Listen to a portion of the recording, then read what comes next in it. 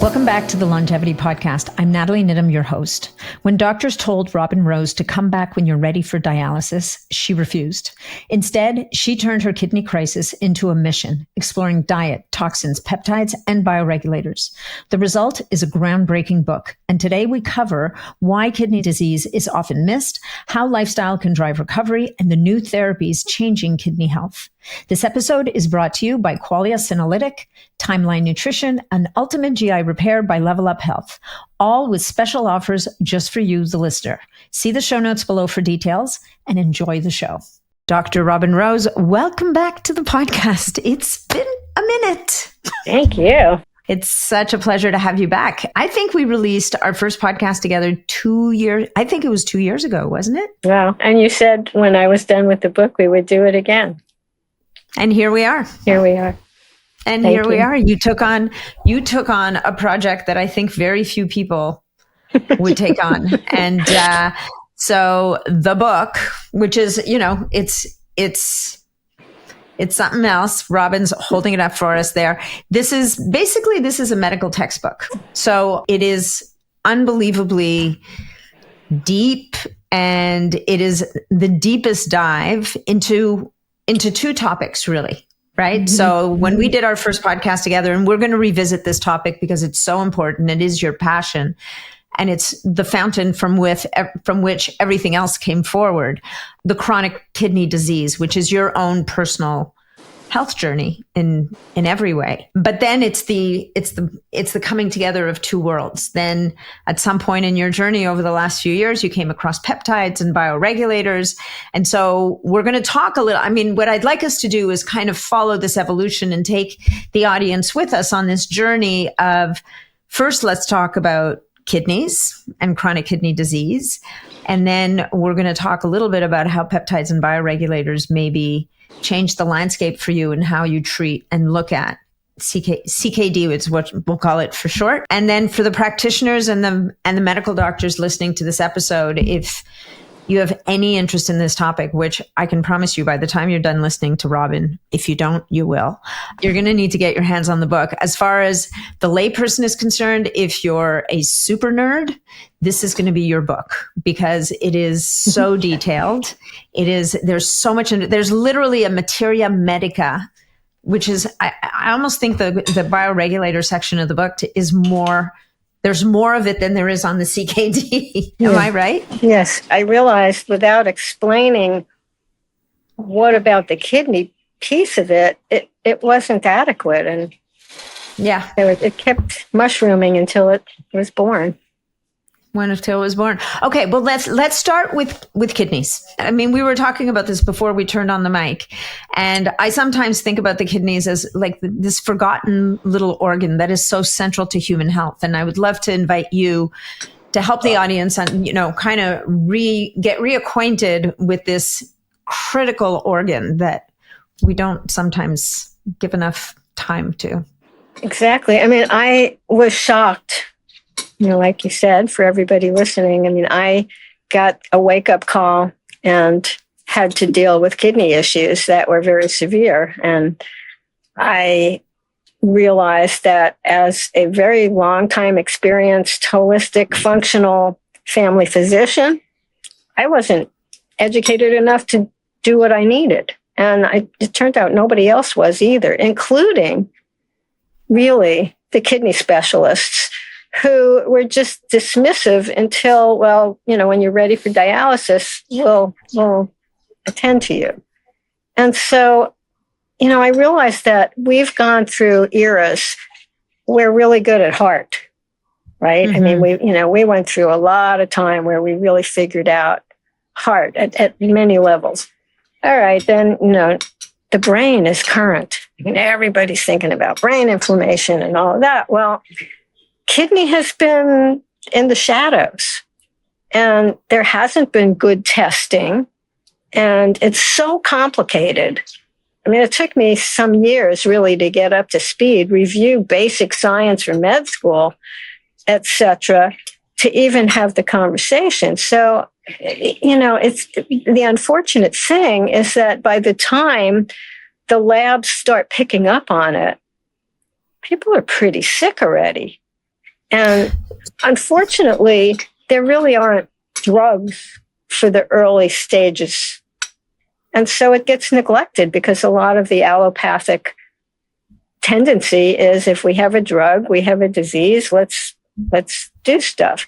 It's not the wrong approach. It's just one of very, very, very many. And what I found with kidney is there's very, very, very many things that need to be attended to. It's so complicated. These little kidneys that live under our ribs, we all think of it as a filter. Okay, all the blood repeatedly, all day, all night, gets filtered through these. It's actually beautiful, these little filters. And then there's a series of tubules. And I think of that as discernment. What should I keep and what should I throw out? Ultimately, what you throw out turns out to be urine. But when there's decline in kidney, and there's a lot of reasons, from the environment and toxins to glucotoxicity, diabetes, from, vascular things, from autoimmune, from cancer. I mean, a lot of things are damaging these delicate little structures. The kidney's like a blob of little beads called nephrons. And every one of those, it's exquisite. I mean, it's worth looking. The pictures of them, I mean, they're gorgeous. Yeah. And discernment is an interesting concept to me in a spiritual practice way. And so kidney is actually, in the Bible, it's mentioned a lot of times. It's considered in all of the ancient cultures as a source of wisdom. And so here we are reaching for that wisdom, because when kidney declines and what you throw out and what you keep isn't appropriate, there's a lot of consequences. And so that's really the question. What's going to happen with this decline? And it's different in everybody. Makes it even more challenging to figure out which X number of abnormalities do you particularly have, because it'll be different than other people. So what are the signs that people should look for? I mean, there are different stages of kidney disease, right? You talk about stage 2, stage 3, stage 4. By the time you hit stage 4, if you're not doing dialysis, you're staring down the barrel of the gun of dialysis. But I've heard you say, and I think you said this in the first podcast we did together, that there's an epidemic of stage 2 kidney disease that is not being acknowledged. Exactly. So I want to ask you, how do people tell, or how would they know? The first thing to know is that common lab work, you go anywhere, you get a CBC and a metabolic panel. On most metabolic panels, you will see eGFR. Yeah. This is changing. eGFR greater than 60 is considered normal by conventional medicine. And this is where I've stepped in, and I'll put in my plug for a new way of thinking about kidney. I basically came to claim the term renal. Nephrology said, people don't know what it is. And I thought, all right, I'll take it. Renology. And what I'm saying is that the earlier we find this, the more likely it is that we can fix this. Why? Because I'm coming from not just a pharmaceutical perspective. In other words, there's so much you can do. Avoiding toxins, diet, sleep, hydration, exercise, stress management. The list is very long. So also, the dharma of kidney conventionally is that there are no symptoms early on. And I don't agree with that. They may be subtle. They may represent other things. For instance, there's a lot of what we call vicious cycles. So if somebody's diabetic, you think kidney, because the likelihood of damaging kidney is high. Anybody with any cardiovascular anything, you think kidney. Another vicious cycle. Where do you step in? And again, renology is taking these vicious cycles, creating precious cycles. And we're creating not kidney failure, but kidney success. It takes willingness. So what would you see? Fatigue. Okay, that could be 100 different things, but when you're getting evaluated, you include kidney. Sleep can change. Today, as I was saying, I just was reading uric acid level rising. Pay attention to kidney. Are you enjoying this episode? amazing. I put together a gift for you. If you go to natnidham.com/free, you will get my 3 free habits for longevity and health span that you can practice every single day for the next 30 days. Now, it's not 3 habits every day. It's 3 habits you will execute for 30 days. So just one-shot deal. So that's natnidham.com/free. Now let's get back to that episode. And is that because it's a sign that the kidney is not working as well, or is that because the uric acid will damage the kidney? I think a little of both. Another of those vicious cycles. Interesting. What's an optimal eGFR number? And is it different from age to age, or is there a number that people, because that's a pretty easy line to find on your blood work. Yeah. What's the number we'd like to see? Well, again, it depends on age to some extent, because sure, things decline with aging. I was part of a conversation with a nephrologist and a naturopath talking about this, and I'll share that because it was really enlightening to me. The nephrologist said, what do you expect? When you age, you decline. And what the naturopath, who actually is a toxicology expert, said, actually, when you don't do toxicology evaluations, we don't, allopathic medicine really hasn't even really embraced this. And, routinely you don't do that. So you can't say that it's age, it's prolonged exposure to toxins. And until you suss out the toxins, which could be anywhere from environmental, heavy metals, glucose, all those things. So age may or may not be a factor. I have a 72-year-old husband with a GFR of 100. The high normal, it's excellent. Yeah. The high normal is like 120 when you think of utterly perfect. Stage 2 begins at a GFR of 90. And, I would be delighted to have a GFR of 90. In fact, personally, I went from the beginnings of stage 4, and the gun was at my head. And with many years of effort and a lot of study, it's 68 now with 1 kidney. So what is that? And I'm 75. So it's like, it's hard to say what's normal for somebody. I like to see a trend. If I see somebody in their 70s and their GFR is 70, I want to talk to them because there's this vulnerability. You may feel fine. Nothing wrong with me. Like at GFR 68, I'm good. But I know I'm way more vulnerable to things, to stresses, to infections, to just, the doings of life. It's more of a struggle than it used to be. So there's reason to not treat the kidney, but honor the kidney.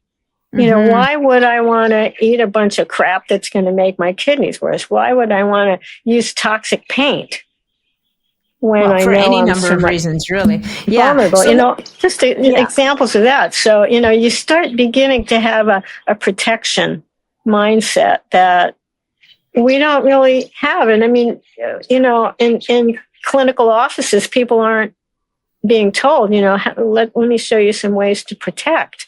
And there's some trends now that I think can be a little concerning. One of them being the super high protein. I knew you were going to bring that up because protein's a real flashpoint when it comes to kidneys, particularly animal protein. So maybe let's talk a little bit about how, and some people will have heard that, a high protein diet can be a problem for kidneys. Can we talk a little bit about why that is? And I know it's animal protein in particular is particularly challenging to a kidney that's not healthy. To a healthy kidney, maybe not so much, but I think that a little bit of what you're saying right now is that long-term exposure to very high animal protein in and of itself could potentially have deleterious effects for the kidney. Am I right in saying that? Yeah. Yeah. There's, when you think about, these tubules, these beautiful little amazing creations, the transporters. So there's things like sodium and hydrogen ions have transporters, potassium, phosphorus. So determining whether it goes in the urine or it goes back in the body. And one of the things that's very serious as kidney disease declines is acidosis. Mm-hmm. It's known because the body starts losing bicarb and keeping too many hydrogen ions, like think of acid, HCl, the H is acid. And so that in and of itself is important because animal food is very acidifying, which also, by the way, grains. Also, keep that in mind, and many years ago, I actually wrote a book that never got published on back to basics. How do you eat an alkaline diet? It was before I even thought twice about kidney, except for the irony is that same woman that was on that call, I went and talked to her when I was in San Francisco. So, it's an interesting thing because it's true for everybody. Everybody in this environment with all of the environmental toxins and the kind of diet that has become normalized are too acidic. There's things to do about that. But with kidney, you got to try harder. So that's one reason. The body has trouble dealing with nitrogen, which is what protein comes with. And so, just those two things alone are an important piece of it. I mean, enough to really go, okay, what do I do? And, there are some people who promote eating meat with kidney disease, but in my clinical experience, and this includes me, and many other people, as soon as that willingness to shift, like, okay, I'm going to give up the prime rib and I'm going to learn how to love tofu, I've seen amazing improvements. I mean, for my own, I was advised by a naturopath, you have to eat meat. Where I live, gorgeous venison, grass-fed beef. I'm like pigging out on hamburgers and feeling like the stuff that comes out of my dog. And so, I had other kidney patients on Facebook say, no, what are you doing? No. And I heard it. I mean, it's like you really can hear these messages. And I encourage everybody, listen. Mm-hmm. How do you discern truth? There's that discernment.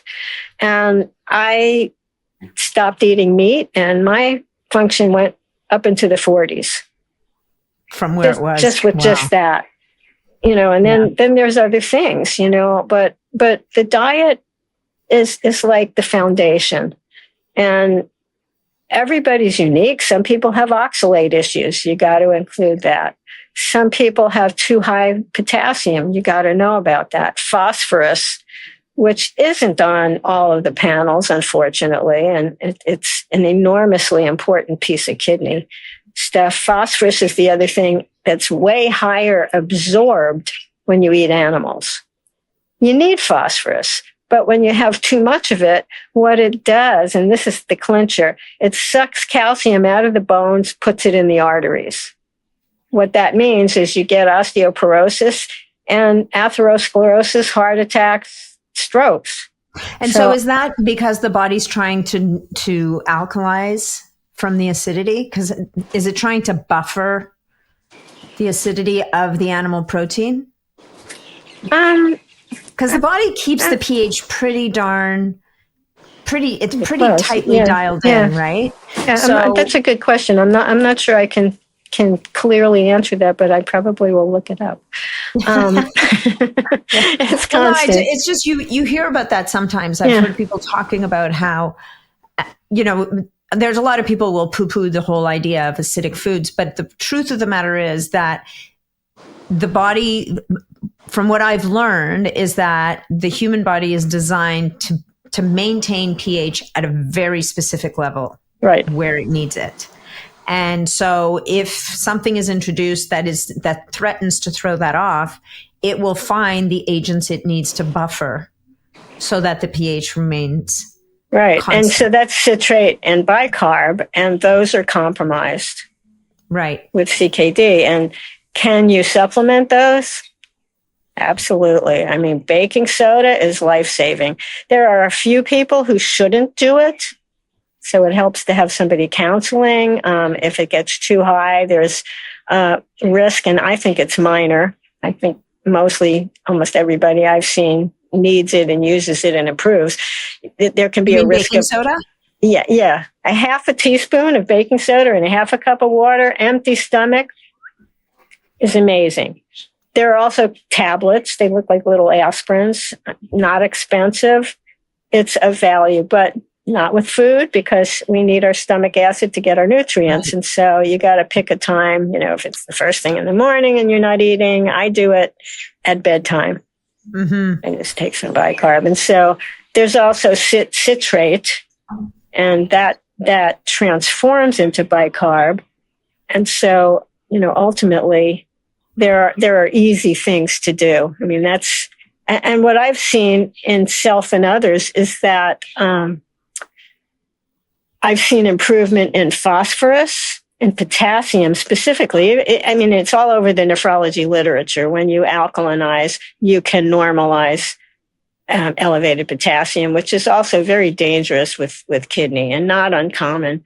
And these days, the nephrology community is suggesting, don't worry, just eat whatever you want, and we have a drug to fix the potassium.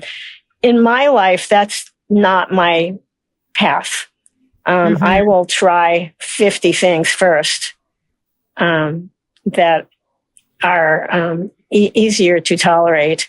Not to say that there's not a place for that. There is. I don't deal with these profoundly sick people that the nephrologists are taking care of. My role in primary care is to say, don't even get there. Yeah. So you mentioned stage 2. There's so many. I mean, the statistic that I first learned was in stage 3, 7 million. Just some statistic. Okay. And stage 4, 400,000 people. Yeah. What happened to them? They didn't get better. They died of heart disease mostly. Mm-hmm. So what happens when you add stage 2, which we can't because it's not even being monitored really? It's enormous. And so I call it the kidney-demic. Mm-hmm. And it's worldwide. I mean, there's unknown causes and there's causes. One of my patients recently had lymphoma and kidney declined, and he went ahead and did a biopsy, and it identified the reason. The lymphoma was messing it up. People generally only pay attention to their kidneys. The only thing you hear about with a kidney is, I have a kidney stone. People have had kidney stones, right? They don't, beyond that, it's almost like we assume that they're just going to do what they do. And we don't really pay that much attention.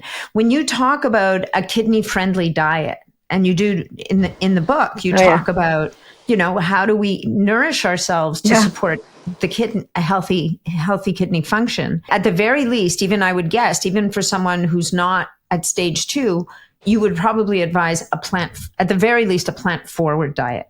Exactly. I mean, I like the term plant-based. It doesn't mean vegan. Yeah. I am very plant-based. I was vegan for a long time, so the shift wasn't that hard for me. I love tofu. I cook wonderful tofu. Even people who hate tofu. I've had your tofu. It's very good. Even people who hate tofu are like, actually, I like this. Oh, I'm not allergic to it after all. Okay. Yeah. But we were just talking about a kidney healthy diet. As you said, everybody's talking about protein, right? Get your 30 grams of protein per meal. Get enough protein, and certainly as people not with age, kidney. I just said that to somebody who posted that yesterday.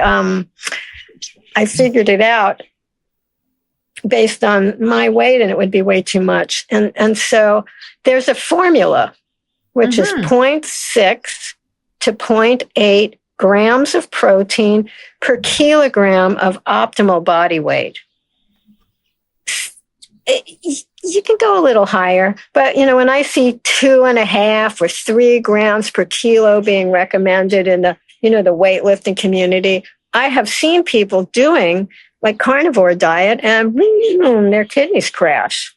Yeah. And they come running to me, and it's like, so here's a few more things. When I wrote the book, I did this with patients. I never published it for stupid reasons anyway, but so I would draw a plate. 70% of the plate should be vegetables, and the rest can be grain and protein. preferably much of the time plant protein. It depends. Some people do really well with meat and they can handle it and their labs stay stable. That's fine. Okay. I think organic food matters. I mean, I have a chapter in the book on glyphosate, and every day I'm finding more chemicals that I could have taken me another 50 years to finish this book if I put it all together. Yeah. But so are there particular challenges of glyphosate to the kidneys that you've found? I mean, it damages the gut, and the gut kidney pathway, the axis, is enormous. It was one of the first things I learned. And in fact, my oncologist, who is a functional doc, said, wait till you get a load of what the microbiome does with kidney. Tell us. And so that got my attention. And so, basically there's this concept called uremic toxins. What that means is stuff that you should have eliminated is still floating around in your body, causing trouble. They're terrorists, they're like biting things that shouldn't be bitten. Okay. Some of these damage the gut, the circulation, and you see leaky gut. There's a very specific leaky gut that happens with kidney disease. And what that means is stuff that you should poop out ends up jumping ship, going to the blood, getting to the kidney. And there they are causing damage and inflammation and oxidative stress, which basically means you're rusting. It's the cartoon version of it. And so right away, working on the gut matters. And in fact, as I did all of these things, fermented foods, you want probiotics, you want to get rid of too much sugar is really stupid with kidney, and it's stupid for all of us. It took me everything. It took me 25 years of telling other people, you need to stop, and I'd be all like, oh, I don't do it. And then I'd go out to eat and order, here, I'll get the, once in a while, you don't have to be perfect, but close enough to thrive, because, what I can tell you is at the beginning of stage 4, I didn't feel good. I couldn't think clearly. I was active and doing stuff, but I wasn't okay. And I spent many days just resting. I felt like fluey. So you have too many toxins. It's like you're sluggish. You're not happy. It affects the brain. There's the kidney brain axis. There's the kidney spleen axis, kidney pancreas axis, which we'll talk about is one of the reasons that the book is about bioregulators, because the kidney affects absolutely every cell. And yet we don't really talk about that in medicine. It's just, it's a filter and let's fix it. But so what? And when you have a more holistic perspective, it's like you're seeing all of the pathways that are affected. Where can I step in? We were talking before we started to record, I was reading this morning about melatonin and the effect of melatonin caused by diminished kidney function, because the kidney actually has its own source of melatonin. And I'm going to need to dive a little further, because there's a bunch of enzymes that get diminished, and that's related to why the melatonin isn't produced. But we know, melatonin affects the immune system and the brain and sleep and the heart. And so, the kidney bone is, the blood cells are talking to everything. As they go through the kidney, they're everywhere.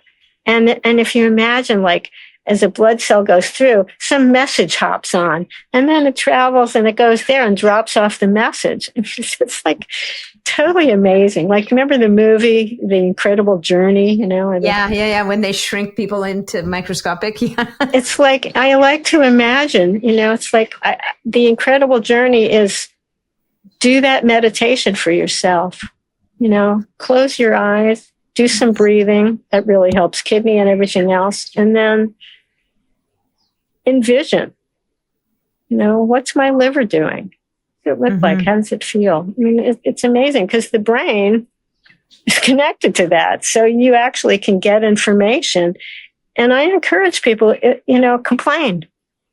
When you go to a doctor, he says, what's your chief complaint? It's like, we're encouraged, oh, I'm fine. Well, you don't have to whine about it, but, take an accounting. It's like keeping track of the battery of your car and the water. And, it's like we can take care of ourselves like better than we take care of our car. That would be ideal. Yes. You talk about microplastics in the book, which I can imagine is a mechanical assault on the kidneys. Exactly. Is there anything people can do about that? Or are there sources of microplastics that are easier to avoid than other? Like, is there obvious stuff that people can avoid? Because I think, like, I'm at the point now where I think you're going to have microplastic load one way or the other. Exactly. Like it's in our environment. It's pretty much everywhere. But I go in the ocean and I'm hauling in junk that I'm picking up off our beach. It comes up. It's like it's everywhere. We have the plastic patch in the ocean. Personally, we still, we get stuff in plastic bags. Great. Yeah. So I try to stash vegetables, and I have a drawer full of cloths. Yeah. We like wrap our vegetables in cloths. Okay. Not we bought some of those wax ones. I don't even know where they went. This works just as well. We bought a bunch of containers to put food away, like not in plastic containers. If we go somewhere and we're bringing food, we bring them in glass jars. I have a closet full of ball jars. I love them. Canning jars are my favorite. I'm the same. I have a cupboard. And my husband's always trying to throw them away, and I'm always pulling them out of the garbage. Don't throw away my jars. I like that size. I know, exactly. Wait, I pick them out of the garbage. What'd you do? You threw this out. I haven't went to the, I'll show you, to the dump. And you find the blue glass. Beautiful bottles. I sterilized them, and they're my water bottles that I keep out, on our eating table outdoors, and some inside as well, And so it's just a matter, like, don't wear plastic clothes. Yeah, it's becoming tougher, though. Yeah. That's becoming more elusive, shockingly. Let's talk about your gut health. How many of the following symptoms do you experience, and for how long have they been a problem? Like bloating or indigestion, leaky gut symptoms, food sensitivities, or chronic inflammation, IBS, Crohn's disease, or ulcerative colitis. These problems arise when your gut lining is weakened or inflamed, negatively affecting how your body absorbs nutrients and fights off harmful bacteria and toxins. The good news? You can repair your gut. Ultimate GI Repair by Level Up Health, one of my favorite supplement companies, delivers clinically backed ingredients to heal and protect your digestive system. Here are some of the rockstar ingredients: BPC 157 and GHKCU. These are peptides that accelerate gut lining repair. Larazotide, another peptide, but that specifically seals the leaky gut barrier. Tributyrin and zinc L-carnosine reduce inflammation and strengthen digestion. Quercetin and sodium bicarbonate. They support gut integrity and enhance absorption of the active ingredients. Level Up Health has formulated the most powerful gastrointestinal healing product in the world called Ultimate GI Repair. Designed to target the root causes of gut issues, it helps heal and protect your digestive system so you can feel your best. Whether you're struggling with digestive discomfort or want to strengthen your gut health, Ultimate GI Repair provides the comprehensive support your body needs to restore balance. I personally will do a 30-day run of Ultimate GI Repair about 2, 3, maybe 4 times a year, definitely at the change of seasons, just as an insurance policy. Now, to try it out for yourself, you're going to want to head over to leveluphealth.com. That's LVLUphealth.com and use code NAT at checkout to get 20% off your order site-wide. Again, that's LVLUphealth.com. Make sure to use code NAT at checkout for 20% off. Okay, when I go swimming, I wear a wetsuit because it's chilly. It's plastic. All right, I say I'm putting on my plastic outfit to go swimming. But it's just a matter of being mindful. Again, none of us are going to get to be perfect. I live in a pretty idyllic situation, and places clogged with plastics. It's, who knows what's coming in the water and the rain. And so that's why I think having a organic diet, at least it's one less thing, whatever that means these days, if it's as much as you can do it. It depends on one's labs. If the potassium's high, there's a great array of lower potassium fruits and vegetables. I've heard those conversations between you and Paul when we were there. But you keep saying everybody's a little bit different. So what are the labs that people should do to identify their potassium levels? That's on every panel. Levels? Anytime you get labs, look at the potassium. Different labs are different, but, starting over 5.0, I still going all right. And now, after I suffered with this for a while, I was dropping things. It was affecting me neurologically. So I understand the extent of harm that it can cause. And so I was very strict about, I think I came up with 1,500 milligrams a day, and I love Chronometer. It's a pain. Oh, yeah, it's to the best do. app. Utter pain. And it's the best app. But, like, how much protein are you eating? Who knows? How much potassium is in I don't know what? I don't know. And so I don't know didn't work for me because I was sick. Mm-hmm. I want to do. And so, okay, I found out eggplant is low potassium. I learned I cook really good eggplant now. There were things that I didn't eat, and now I'm getting to eat because here's the renology. You can get better. You can regenerate. Yeah. That's really the most important message. Love yourself and limbic system. I'm getting better. I will. It's really important because the fear in Chinese medicine, kidneys fear. And every time I would go to a doctor who would start giving me the, here's the gun to your head thing, I would be really hysterical emotionally. Inside, I was fine, but I was like, oh my God, I'm blanked. That was my expression. I'd be on the bed just going, that's how I started the book because I wouldn't feel good and I was emotional. All right, I'm going to start looking things up. But, there's really some basics about being willing to take care of yourself. And, I call it kidney kosher because it's a mindfulness. It's not a punishment. It's a spiritual practice. And, I've been playing around with this, like, there's like whole health. And so it's all connected, that body, mind, spirit really is a real place. With kidney, it's fun. And somebody said, wow, you're not complaining. You're actually having fun. Important. Yeah. To have fun getting better because reframed it. Otherwise you're like, bang, bang, bang. I hate this. Yeah. No, you reframe your journey from fear to just having a very different mindset around it. Yeah. And I think what you just said about that you can heal, that you can regenerate, that you can pull yourself back from the brink. That's not a message that I think is being delivered to people. And I think that's you're a walking, talking example of this, right? That if you're willing to lean into this and do the work, and if you can find a practitioner who can guide you, which I think is the other big thing, because you've spent decades digging into this and figuring it out, and you're a physician. So It's important for people to be able to find a physician or a practitioner who's going to walk beside them and guide them. Yeah, exactly. And that's on my list.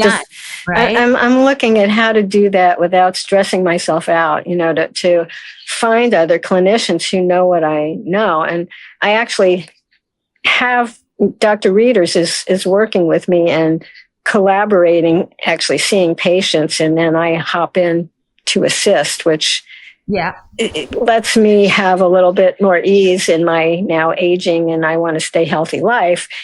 And, I'd love to see that happen more because I get so many, oh my God, the neglect that I see And when it's so easy, it's so very easy. And so, this could be, are you ready for a little seg into the bioregulators? Yeah, no, absolutely. The next question was going to be, your whole world shifted. It seems to me like, you were moving along and you made huge progress with the diet and the lifestyle and all of the things that lots you were of supplements. And there's lots of research, by the way, despite the fact that, no, don't take this stuff. I mean, the last nephrologist I saw, I had gotten my GFR up to 51 from 30. Really, the proper response to a patient that does that is, wow, good job. What have you been doing? How did you do that? But what I heard was, oh, no, you're going to hurt yourself.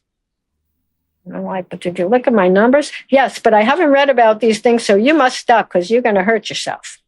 So what were the supplements that were helpful? Long list. Well, let's talk about what were the top 3 supplements that you felt in your journey were the most helpful? I had a very high homocysteine in the 30s. That is a marker that I think is critical with kidney. It's really a big deal with blood vessels. Anything with blood vessels is kidney. And so, the B vitamin supplementation was critical. I still take that. Riboflavin was the fix. I got it down and then normalized. Melatonin is really an important one. Acacia Senegal is simple. You get this on Amazon, a teaspoon a day, maximum 5 teaspoons. It is a prebiotic. So, there we go back to that first conversation. It enhances butyrate, but also it swabs up toxins. So they call it like intestinal dialysis. It grabs stuff and you poop it out when your body's, it'll do it with glyphosate. It'll do it with phosphorus and other uremic toxins. There's a whole long list of those. And so that one is huge. Melatonin, I said CoQ10 is another one. For sure. So when you say melatonin, like, are you talking about melatonin, like taking 0.5 milligram at bedtime? Or are you talking like people, there seem to be 2 camps in the melatonin world. There's the take as little as humanly possible, maybe a tiny bit before bed, and that's it. And then there's the other camp that says, no, melatonin is a majorly important hormone. We don't know how to use it properly. There's different ways to use it at different times a day. Yeah. Or are you somewhere in the middle? Like, what's your position? I tend to be such a personalizer because people come back and they say, I didn't like that. And you're like, all right. So I tend to start slow, like introduce things, like see how it feels. Don't introduce 5 things at once because then you don't know. Because there's so many unknowns genetically and enzymes that we're not aware of. Everybody's unique. And so how did that feel? Something that I think is wonderful. The last 20 people were great. I don't like that. Okay, well, I don't know what your constitution is that's doing that, but let's try something else. So, I've gone both ways. Generally, 1 milligram is the lowest. I mean, I've been known to use 5 to 10 to 20 with people, and it just depends. It's funny, in the world of social media that we live in today, personalization doesn't sell. Because personalization says, I'm not going to be able to say, take 50 milligrams. Everybody needs to be taking 20 milligrams of melatonin every day because that's a bald-faced lie for most people, right? It might work for some, but it's not going to work for others. It's not good medicine. No, it's not good medicine, and it's not good science, and it's really bad advice. Yeah, exactly. All right. Because you can hurt people, and you can hurt yourself, and that's the attitude. That's why this person's telling me, oh, you're going to hurt yourself. Well, I have an advantage. I'm an advantaged CKD patient. I went to med school. Yeah. Well, and you're also addressing one person. Unfortunately, he didn't have the mindset of, let me sit with this person and see what they're doing for themselves and why this is working for them. Yeah. He's sitting there saying, I can't do this for all my patients, therefore it's wrong. You need to do the one thing that I believe is going to work for all the patients, which is what the drug company says the drug's going to do. Which is, we're ready to put dialysis plumbing in you. Yeah, because we know that we'll be able to manage things. Yeah, exactly. Yeah, I mean, it's sad. And, I was threatened by one of the 5 that I saw. It's like, when are you going to be ready? I'm like, I'm not ready. Hopefully never. I'm not going to be ready. I'm old enough that if this is the end of my life, then that's good. And thank you, God, I got better. And, I was ready to not get better, although I didn't want that clearly and fiercely didn't want that. And so one day I was sitting pulling weeds and I heard Beth Shirley, who's a PharmD genius with nitric oxide, a whole nother conversation. That's a supplement that I think is critical. But Beth was actually telling somebody else who couldn't get their nitric oxide level up. And that was me, for various reasons, about BPC 157. And I had one of these like, what? And she offered me a password to Kent Holtorf's Peptide Summit, which I listened to several times, reached out. Did you do one of those? I think maybe you he interviewed me in one of those. Yeah. I thought so. And so that got me started. And then, so I started researching the larger peptides for kidney. I mean, everything was like through the filter of the kidney. And that means the whole body, but my population of interest at the moment is the people who are having decline. What can they do? Yeah.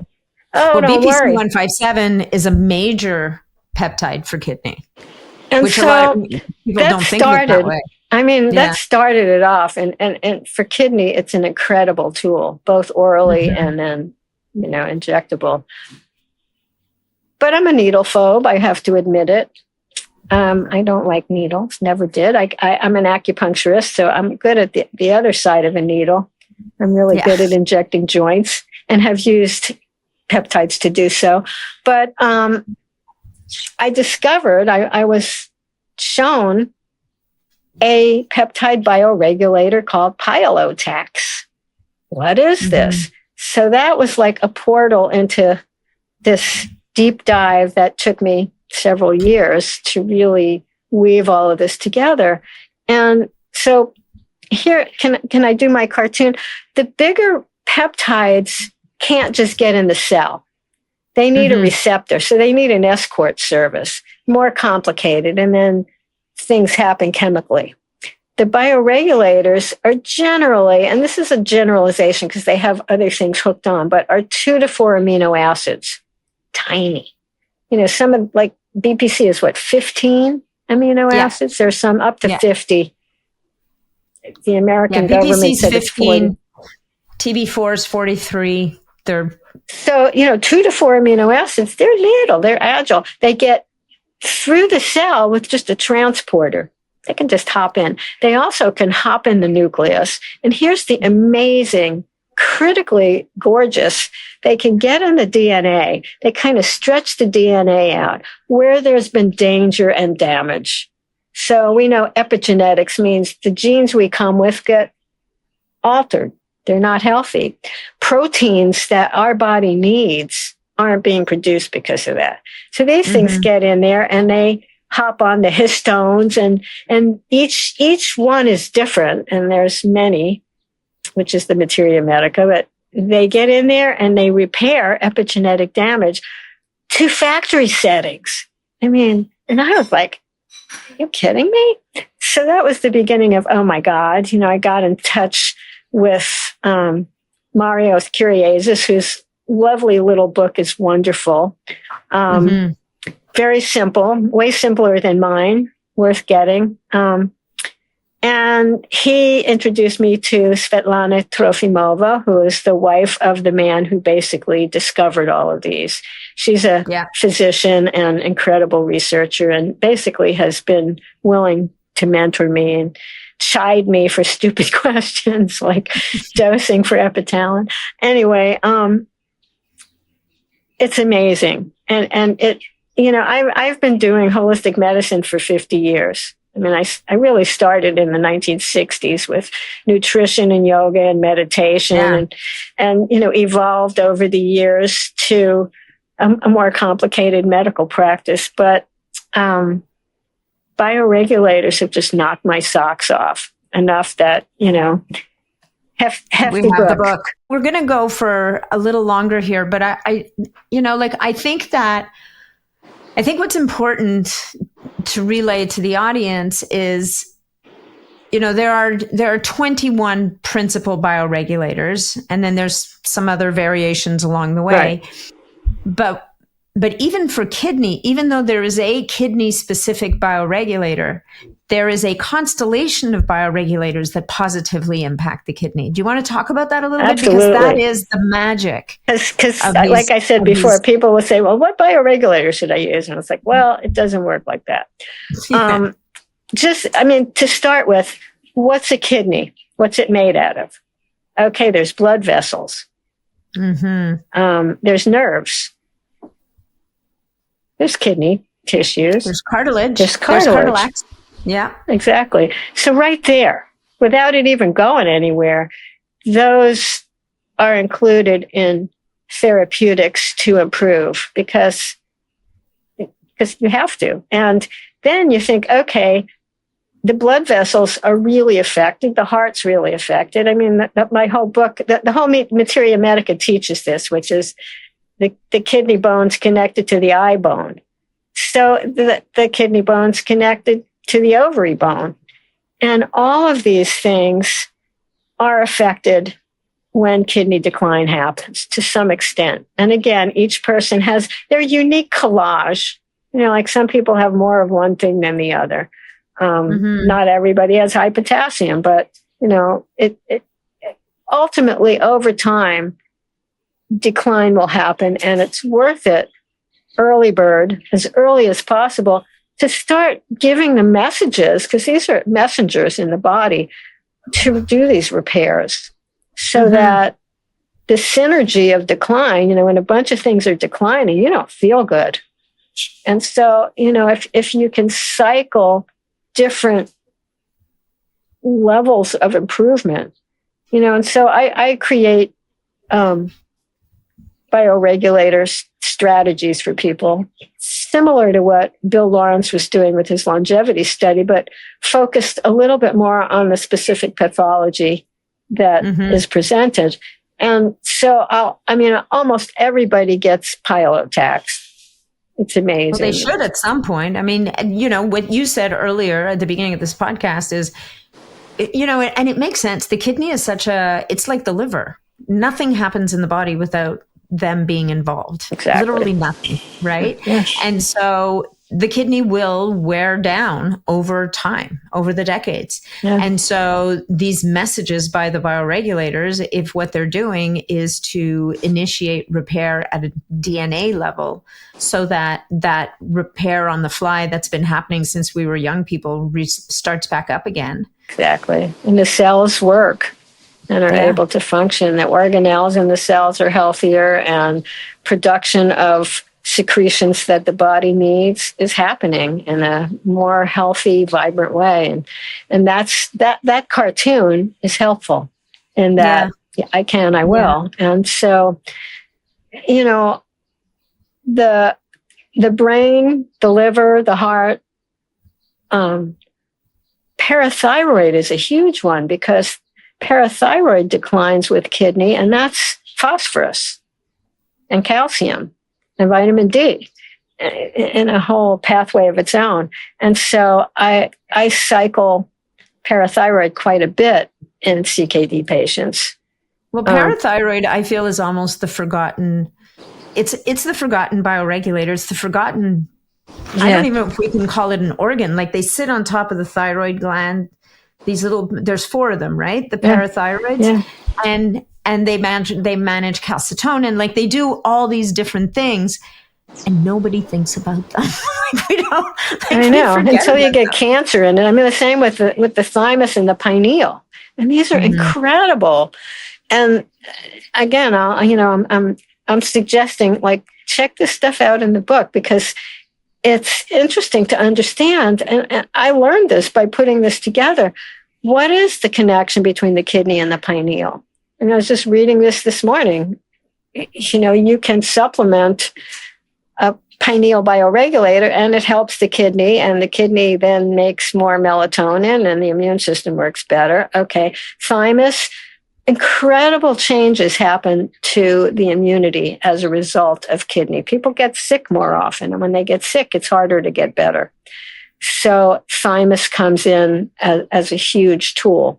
And again, you can cycle it. Is it once a month, once every 2 months, 3 months, 4 months? It depends on that person. The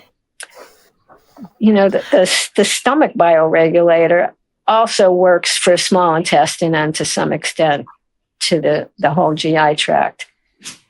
It's a no-brainer. Mm-hmm. I have a question for you. Clotho is one of those compounds that's getting a lot of airtime these days. You have people in the longevity community that are trying to figure out ways of giving someone an injection that stimulates, that keeps Clotho levels elevated as people age as a way to keep them younger. But Clotho and kidney, K and K, big, are like this. Huge. Like they are hugely linked. Can you talk a little bit about that connection between Clotho and kidney and how Clotho might be affected, and CK? I mean, obviously it's going to. It definitely is. I mean, it's known to be low. And I love this word progeria. So kidney is a progeric illness. We've all seen, this like 13-year-old who looks like a 90-year-old, this like progeria is just this extremely rapid aging. Yeah. And kidney is described as a progeric illness. And I can tell you, I mean, I was very aware. I was like, whoa, what's happening to me? I always look, 30 years younger than me. All of a sudden, I'm like, God, I'm looking like somebody old. I mean, it's really interesting to experience that acceleration. And I think a lot of it has to do with Clotho. And, we're getting closer to being able to say, yeah, we can replete Clotho. I don't think we're quite there. But it's a big connection, with the FGF23, which is a lab I like to get, especially in stage 2, because that has to do with phosphorus and vitamin D. And they're all in a complicated pathway that I'm still not quite there in terms of feeling comfortable recommending Clotho to people, but I'm working on it. Yeah, it's an interesting one. I'm sure you've heard of Liz Parrish. Yeah. And she's developing or has developed a gene therapy, or is in the process of developing a gene therapy that would restore or replenish Clotho levels in people. Ooh, I like that. Yeah, interesting. Yeah. Well, so she's got one for follistatin, which is to fight sarcopenia, and then Clotho is hot off the press. I think either she's already got it or they're in progress, and people are all. But I remember when I was studying genetics that there was a Clotho SNP that if people were, I think it was homozygous in a certain direction on Clotho, these are people that have a longer health span, that are more intelligent. Like there was this whole list of benefits, and it was a very small percentage of people actually had this Clotho expression naturally, genetically. Yeah. It's so fascinating. And there are lifestyle things to do to stimulate it, the old exercise and certain dietary intent. So, I think, it's all the dots are connected, and again, I don't know if you can eat bad, sleep bad, dehydrate, and use Clotho and be okay. No, but absolutely not. I mean, look, I think we can both agree that the foundation has to be there, right? The foundation of diet, lifestyle, all those things. But so you said there's a couple of things that can be done to stimulate or support better Clotho. You said exercise is one of them. Are there particular foods, or is there a particular way of eating that you think is more conducive to supporting or Clotho levels? I think an alkaline diet with more fiber and fruits and vegetables, which stresses the body differently than high protein does. And again, there's always somebody going to say, well, but what about the lectins and the oxalates? And so, it's everybody's unique. I mean, my hubby with a GFR of 100 basically is eating animal protein now because he has a high oxalate level, which is now improving by his diet and taking care of the issues that caused that. Ultimately, you have to look at the individual. The collage that presents is so, I keep saying that because I don't see people doing it. We're generalizing. And so. No, I love that you just said that, right? I think that as a matter of fact, all these people who are sitting there at their computers saying she's promoting a plant-based diet. There's no way, I've read this, and this about meat. But in the same time, you're living with a man who, in his case, more meat is going to serve him. One other question. Do you think that essential amino acids are helpful for people like you who can't handle the nitrogen load from the animal protein? Here's the thing. I mean, I'm still not comfortable with this conversation. I've been having it in my head for 10 years now, I think. I have read that, yes, that's a good idea. But there's still the nitrogen. So it's there's no nitrogen, though. In the essentials? 1%. Yeah, so that's the whole point of I should introduce you to Dr. Grande, who's the Italian doctor who invented MAP, which is that original essential amino acid formula. And the studies that they did showed that you have exactly 1% nitrogen waste. Which is very appealing. I mean, there's keto analogs. So they take off nitrogen and put a ketone body on it. And that's promoted for people with advanced kidney disease, where they're being recommended 0.3 grams per kilo. Yeah. Really, though. Like tiny. And so I have recommended people to do amino acid supplements when they just can't eat. They don't want, I mean, one of the things that you do see presenting is a loss of thirst and a loss of appetite. That comes with kidney. So it really complicates it because, now you got to change your diet and you're not even hungry. It's like, I don't like anything. And so you're dehydrated. And she drinks from her beautiful mug. So, Miss Dr. Robin Rose, you've written this beautiful book. And I have a website now that people can find me and the book. And I'm slowly learning how to drive this thing to do some blogs when I have the things that didn't go in the book, I can just dump it on the website. It's perfect. Rhenology is kidneysuccess.com. All one word. Rhenology is kidneysuccess.com. And,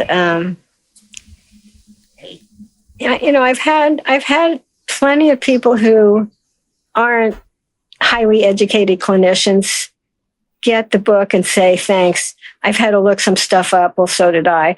But this is helpful. So, Natalie was one of the people who was like, this is too complicated. And I'm like, I'm sorry. This was the book I needed. This was because nobody knew any of this stuff and didn't put it together for me. So I was like, I need a book. It's for the curious. Yeah. Right. I think I come across them all the time in my community or like in the membership community or, people who listen to the podcast. They're lay people, but they're so curious. And they spend more time sometimes educating themselves and deep diving into these topics. Yeah. More so than many physicians that we meet. I learned so much from my patients. I was in Ashland, Oregon, which was that community. People would bring, we used to make a joke, is there a code to bill insurance for reading the pile that somebody brings me? But I mean, I was educated by patients who discovered stuff. And then, a month later, I'm giving it to every other patient. And so, we really are a community to just rise together. Yeah. Yeah. So, I mean, I think what I'll say about the book, it's not a casual read, but if you're curious and you're open and it's not the kind of book you're going to read necessarily cover to cover, but you're going to open it. It's, you know what it is? It's one of these books that I will go to and just open it to see what it opens to. I've done that too. Right? Yeah. And this is what I'm going to learn today. And sometimes the page it opens to happens to be the thing that I needed to see today. Ooh, I love that. Right? Like it's come up in a conversation or it'll come up in a conversation later. It's a reference book and it's honestly, it's a labor of love. Like, I mean, what you went through to put this thing, to birth this Exactly. this masterpiece. I was begging Pitocin. I need Pitocin. I gotta get this done already. Yeah. But the materia medica at the end, I don't think it exists anywhere else. Or if it does, it's in Russian somewhere in an archive. I don't think there is. I mean, I've asked. I mean, Robinson and Miken's book is exquisite, but it's really deep research. Yeah. And it didn't help me go, well, what do I do? How do I do it? Yeah. And, it's a little challenging because, I'm on everyone for dosing. I give basically like the over-the-counter dosing with a big range and then say clinician guidance. Because I can't stop saying each case is unique. And, it's like the eyes can decline with kidney. Jump on it sooner than later. I did not have high blood pressure when all this started and I developed it. So I'm serious about doing the cardio and the blood vessel. Blood vessels are really harmed. Lungs definitely have a relationship. The liver, the adrenals, and so the wisdom of this is you can pick 1 or 2 or 3 a month and just cycle them. I mean, I've told people like 10 days, 2 capsules a day, cycle. Yeah. And this is what I really want to teach the clinicians. I mean, it takes me time. I'll sit down. I have a little formula that I fill in, check. Here's your year's worth of bioregulators.